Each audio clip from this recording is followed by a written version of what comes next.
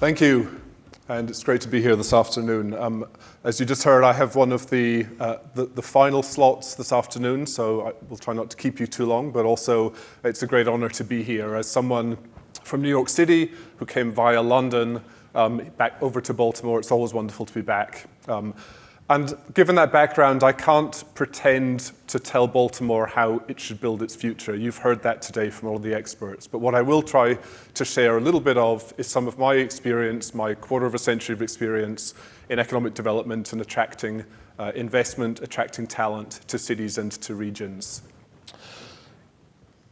So this will be as much for the Baltimore ecosystem partners who are in the room as it will be for the investors. And I think one thing I did want to point out, it's such a powerful message that you have all these different ecosystem players working together, collaborating, singing from the same hymn sheet, led by GBC and by Mark. It's incredibly important for investors to know that there is a supportive ecosystem and that all of these different organizations are going to be there to de-risk your investment and to make you more successful here in the Baltimore region.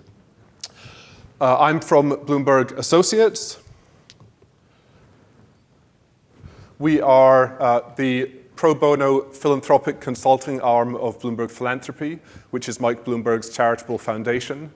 We are long-term supporters and believers in Baltimore and have made very significant investments here in the city and in the region over many years, not just at Johns Hopkins University, but also supporting in terms of workforce development, small business support, Love Your Block grants, and also support that we've been providing to Colin and the team at Baltimore Development Corporation.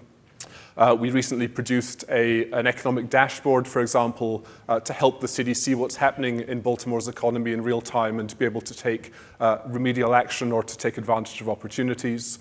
We helped to fund an innovation lead in the city to make better use of data and evidence in policy making. We, in advance of today's session, helped to pull together a playbook for GBC to help them think about how they run events like this, how they attract investment and talent, and how they draw on international best practices in the work that they're doing. And so it's great to see some of that coming to fruition here this afternoon. All of these investments are about attracting investment, attracting talent, and directing that to the places and people who need it most. And we know that place-based investments work, that they can be very effective, they can be very successful. Baltimore has a very extensive playbook that it utilizes to do this, from TIF to enterprise zones, impact investing, new market tax credits, community block grants, innovation districts. You've heard a lot of that today, and as you've also heard, the city is drawing down very significant federal funding, not just for infrastructure, but opportunities in terms of science and technology, and also in terms of the city's move to net zero with carbon reduction.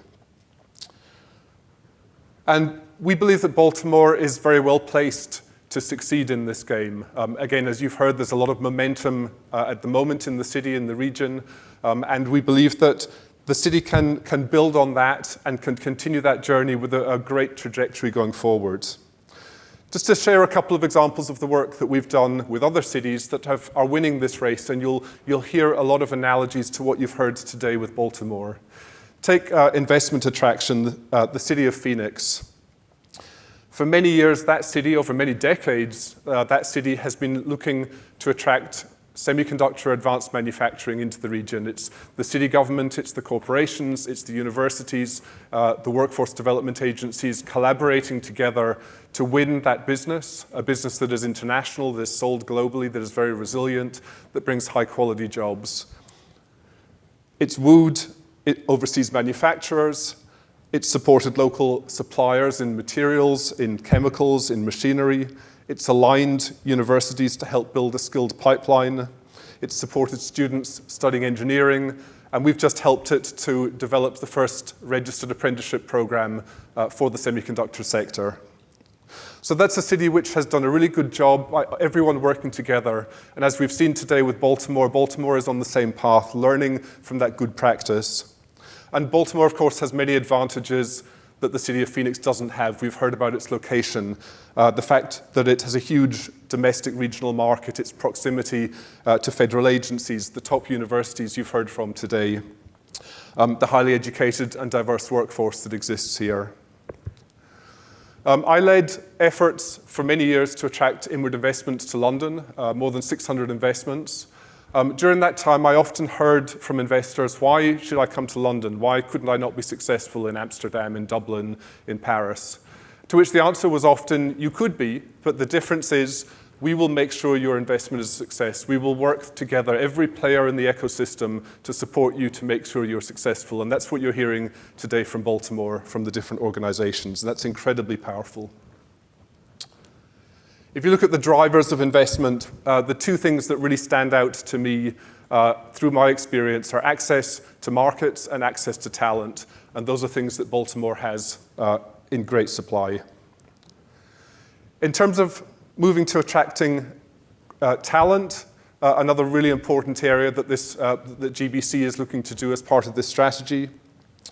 Far and away the most important driver for workers, for talented workers who are looking to move to a location, are the quality of the job opportunities, the livability of the city or the region, and the standards of living that they can achieve.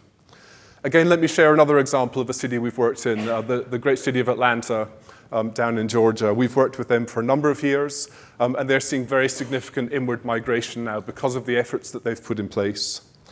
They're redeveloping 22 miles of former railway corridor into beautiful landscaped areas.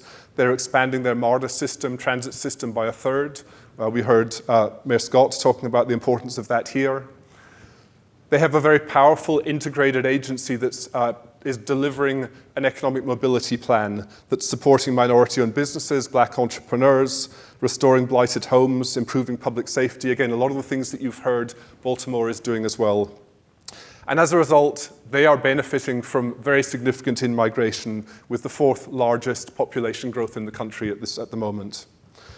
Baltimore is obviously also very rich in culture, in history, highly affordable, is doing many of the things that you've heard me talk about in Atlanta, and that we strongly believe at Bloomberg Associates that by continuing to focus on the quality of life, by continuing to drive this strategy forward in an integrated way, that the city will become stronger, will become safer, and will become a healthier place to live. And it's our mission at Bloomberg Associates, at Bloomberg Philanthropies, to support you. So thank you.